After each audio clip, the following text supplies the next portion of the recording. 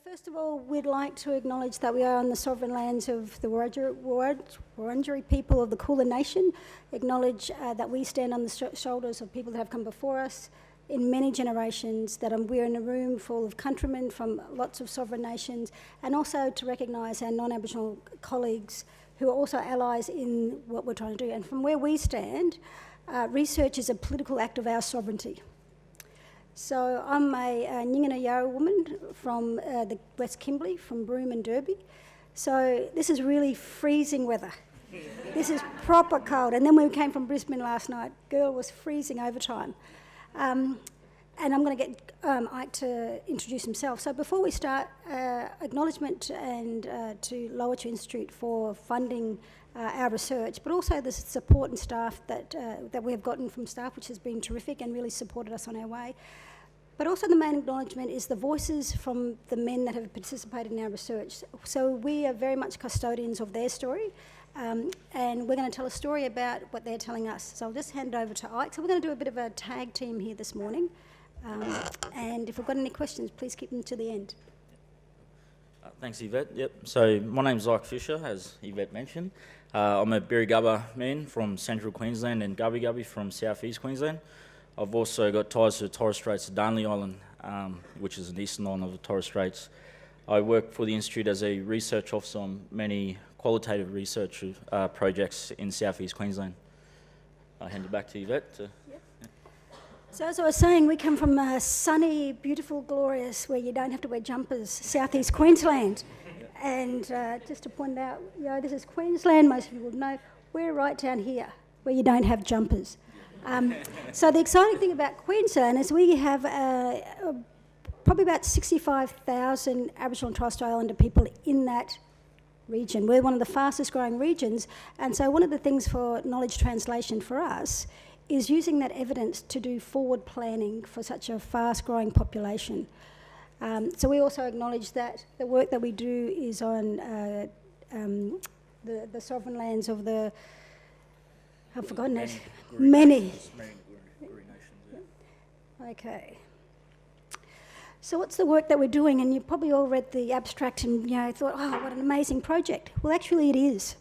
It's one of the first projects that's talking to first-time dads to get their experience, their aspirations, their fears, their strengths, their role model, about what they anticipate will be like to be a first-time dad.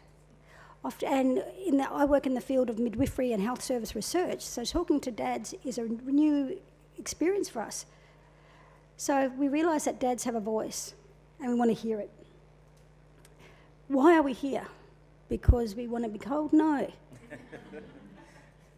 Birthing is our first ceremony. It's the most important ceremony. So coming from the womb into the outside world is all about connection relationships. It's critical both culturally, spiritually, and physically. And that's the things that grounds us about our research. And fathers and dads are critical to that journey, critical to that ceremony. And often in the midwifery space is those voices aren't heard.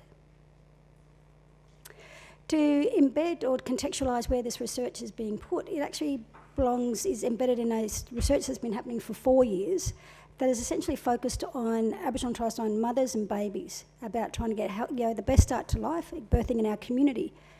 And it's all been focused about women. So what we're going to talk to you today is about what are dads' aspirations. And the key partners to this research are 2 community organisations, the second longest running Aboriginal community controlled health service in Australia called Brisbane AICS, and the Institute for Urban Indigenous Health, which is in Brisbane, and the Mater, which is a tertiary hospital which on average births about 10,000 babies a year. So they sort of know what they're doing, and our sector also know what they're doing. So this project has come out of that. All right? Yeah. So a lot of you probably have seen this cartoon that was in a newspaper a few years ago now, which labelled as Indigenous men as negative fathers, negative role models in communities. So with this project that we're working on, we're trying to challenge this picture to say our men are strong leaders, are strong fathers within our community. So we use yarning as a method to capture the men's stories. We use this because yarning has been used with Indigenous culture for tens of thousands of years through storytelling, our song lines, and still is continued on to this day.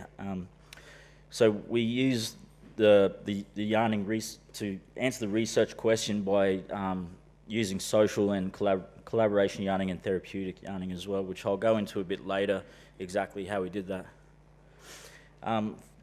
This is where I come into the story. So it was decided by the chief investigators that because this project is for Indigenous young fathers, that it should be led by men. So men were doing the recruiting, doing the yarning, and also evaluating all the data as well. So with that, I bring in my skills as a community researcher to be able to lead the yarns as well.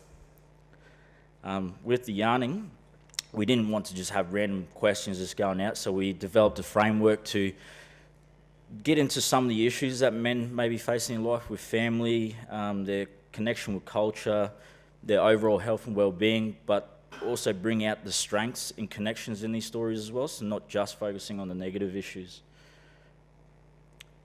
Our first step was to have collaborative yarns to find out what service providers are out there that young men may be coming into contact with.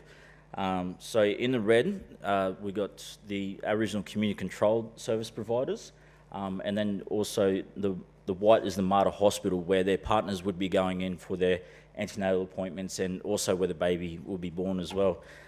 So as you can see, there's quite a different range of health areas that cover there. So the recruitment engagement process was important. We sat down many times to figure out how we can best approach these young men to recruit them, have these yarns with them, but also keep them engaged, because we were doing yarns with them before baby was born, but also after as well. So we had to keep them engaged over 8 months, and a lot of you may know our mob can be very transient and we can lose contact. So it was really important to figure out how to keep them engaged, to capture that story of what it's like to change to become a father as well. So this was how we started the yarn with them. So the social yarning is basically to break the ice, to create that comfortable, calm environment for them where they feel safe in expressing their story, using language that they feel comfortable with, and making a connection with them, finding out who their mob are, what hobbies, what interests they have. As you can see from this example, it was just basically an icebreaker conversation. And being mindful as a researcher, you're always trying to answer a question. So yarning can always go into different directions, but always trying to bring back that conversation to answering the question. As you can see from this one, it can be hard because it can go in different directions and they can go into different stories, but always make sure you're bringing out that question, that answer, sorry. Yeah.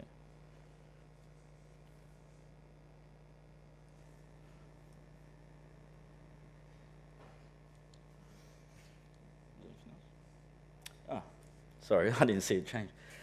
So, as I said before, the yarns can go many different ways, and a lot of times you find the men expressing things to you that they probably never mentioned to anyone else. So many times it went into a therapeutic yarn. With this, you're allowing them to share their feelings and keeping that safe space for them, and just being there and acknowledging their story to be able to share it with you.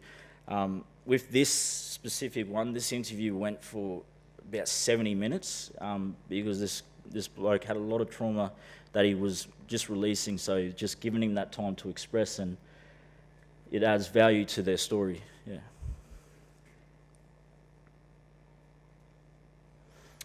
And then this is where our knowledge translation comes into it.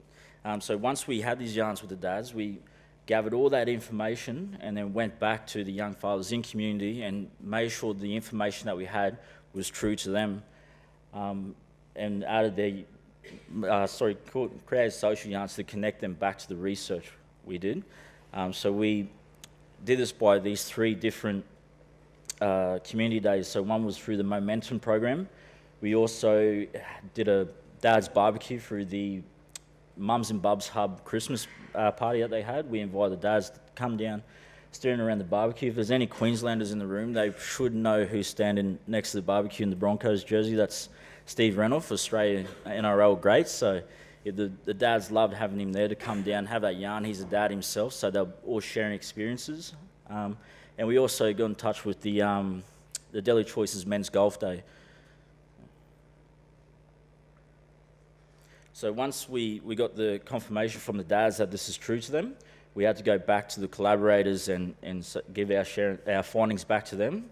So we attended seminars and meetings with them to share that this is what the dads are saying. And we also use a social media platform to run campaigns. So where to from here with the knowledge translation? So what we've already done now is the Mums and Bubs Hub in Brisbane. We have challenged that cartoon that I showed you earlier about the negative stereotypes of dads, and we've actually started a wall where we've invited dads to bring in pictures of themselves and their children and put it up to celebrate their journey on fatherhood. And we are also, from the findings as well, one of the main things that was coming out was dads wanting to engage with other dads in community. So we're looking at running community days for dads to come together and across southeast Queensland in a sort of a mums and bubs setting, but for dads to bring their children and spend time with other dads and the children as well. And at the moment, the Institute for Urban Indigenous Health is in the process of integrating a men's health strategy that will be carried out across southeast Queensland. That will be about family planning and family. Sorry, mental. Parenthood, yes, sorry.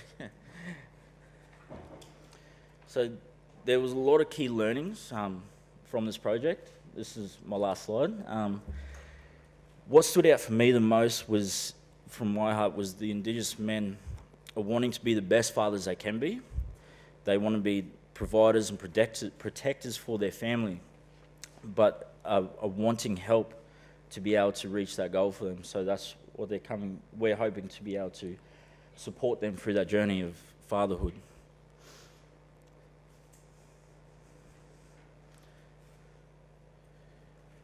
And that's our knowledge translation. Yeah.